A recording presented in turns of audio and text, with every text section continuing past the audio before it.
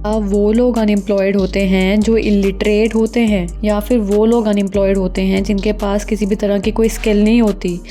तो इसका आंसर है नो, क्योंकि देयर आर पीपल जो ग्रेजुएट हैं जिन्होंने इतने स्किल डेवलपमेंट पे काम करा है। देयर आर पीपल जो एक्सपीरियंस भी हैं काम जॉब को लेकर, काम को लेकर, लेकिन फिर भी वो अनएम्प्लॉयड हैं। So the answer is no. सिर्फ इलिटरेट होना या स्किल पे काम ना करना ये अनएम्प्लॉयमेंट का रीज़न नहीं है। There are many reason that the people are unemployed and there are various types of unemployment that do exist in our economy. So topic पे आए इससे पहले आप वीडियो को लाइक करना मत भूलिएगा। Do subscribe our YouTube channel and जितना हो सकता है अपने दोस्तों के साथ शेयर करें वीडियोस को।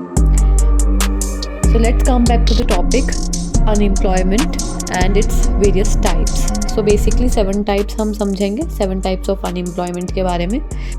अनएम्प्लॉयमेंट का मतलब हुआ कि एक ऐसी सिचुएशन जहाँ पे एक इंसान काम करना चाहता है, he is willing to work and he is able to work. वो काम कर सकता है, willing and able to work, but is not able to get a job. But उसको काम नहीं मिल रहा, उसको जॉब नहीं मिल रही, तो इस सिचुएशन को हम अनएम्प्लॉयमेंट कहते हैं। सो अब डिफरेंट टाइप्स पढ़ लेते हैं अनएम्प्लॉयमेंट की। So the very first type of unemployment is frictional unemployment, short term unemployment that occurs when people are between jobs or entering the workforce for the first time. Frictional unemployment short term unemployment है। 2 categories इसके अंदर आती हैं। पहली category जो freshers होते हैं, जो अभी न्यू हैं, वर्कफोर्स में एंटर करने वाले हैं, तो वो इस कैटेगरी में लाया करते हैं, वो फ्रिक्शनल अनएम्प्लॉयड होते हैं। दूसरा हो गया जब लोग जॉब्स में शिफ्ट करते हैं, स्विच करते हैं, शिफ्ट करते हैं, तो वो एक गैप पीरियड होता है दोनों जॉब्स के बीच में, तो वो फ्रिक्शनल अनएम्प्लॉयमेंट के अंदर काउंट होते हैं। तो इसके कॉजेज़ क्या हैं? पहला है जॉब सर्चिंग। अब मुझे जॉब नहीं मिली, अभी मैं जॉब ढूंढ रही हूँ, मैं एम्प्लॉयड नहीं हूँ, मैं अभी ढूंढ रही हूँ जॉब, मैं काम भी करना चाहती हूँ and I am able to work, but अभी मैं सर्चिंग स्टेज पे हूँ, तो ये मैं फ्रिक्शनल अनएम्प्लॉयमेंट के अंदर लाया करूँगी। दूसरा है voluntary job changes.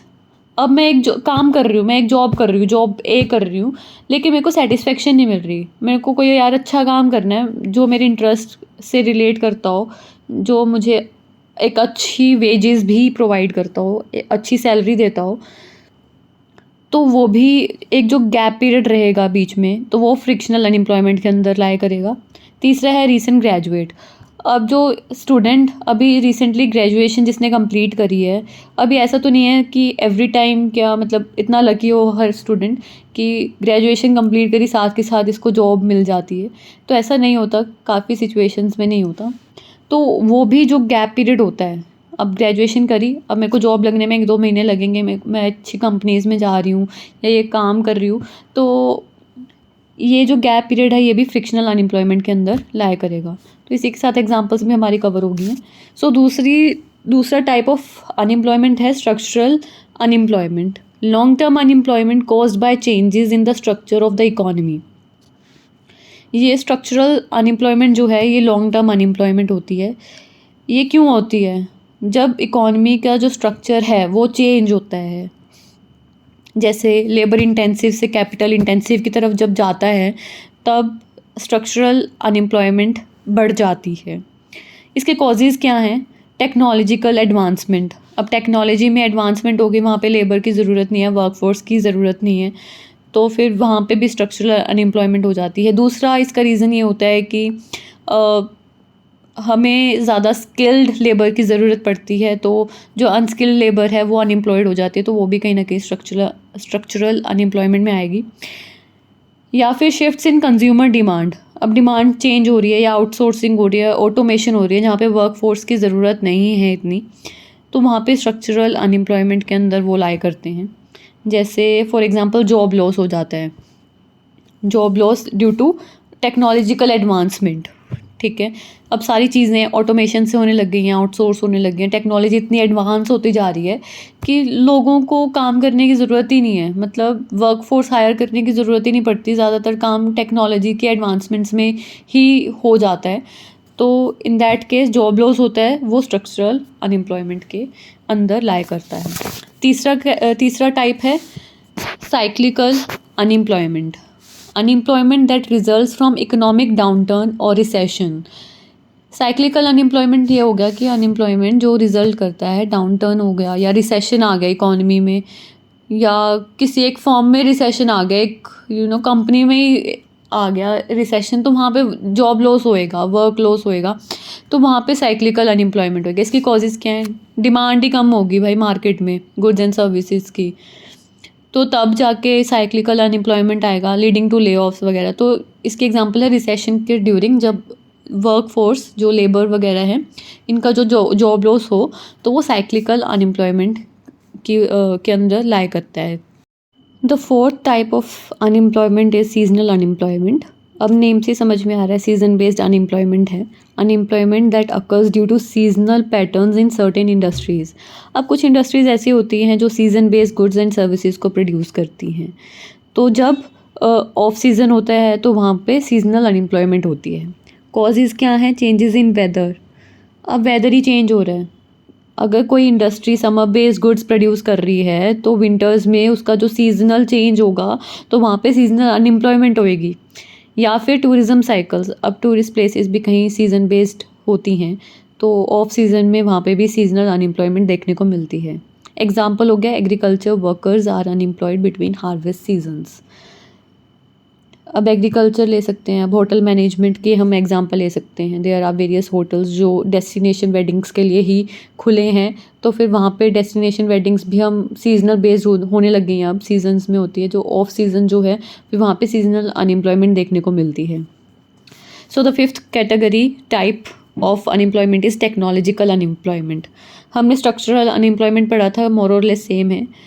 Technological unemployment, a form of structural unemployment where jobs are lost due to technological innovation. अब टेक्नोलॉजी में इतनी इनोवेशन हो गई है कि हमें वर्कर्स की ज़रूरत ही नहीं है, तो in that case technological unemployment होगा। इसके कॉजेज़ क्या हो गया? अब AI आ गया, AI की वजह से काफ़ी काम इतने ईजी हो गए हैं, ठीक है। Robotics replacing human labour, automation हो गई है, तो इससे क्या है वर्क फोर्स की ज़रूरत नहीं पड़ती। एग्जांपल क्या होगी?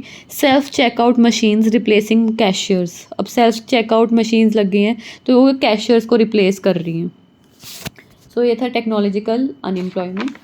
हमारी अगली अनएम्प्लॉयमेंट की टाइप है क्लासिकल रियल वेज अनएम्प्लॉयमेंट।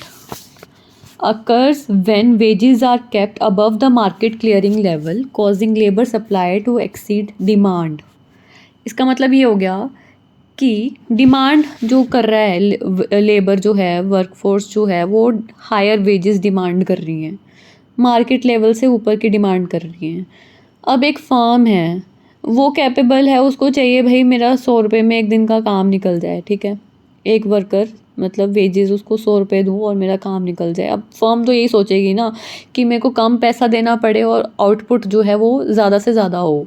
लेकिन अब वेजेस जो हैं, जो रियल वेजेस जो अब वर्कर डिमांड कर रहा है, भाई मेरे को 100 रुपये नहीं, मैं तो 300 रुपये मानूंगा।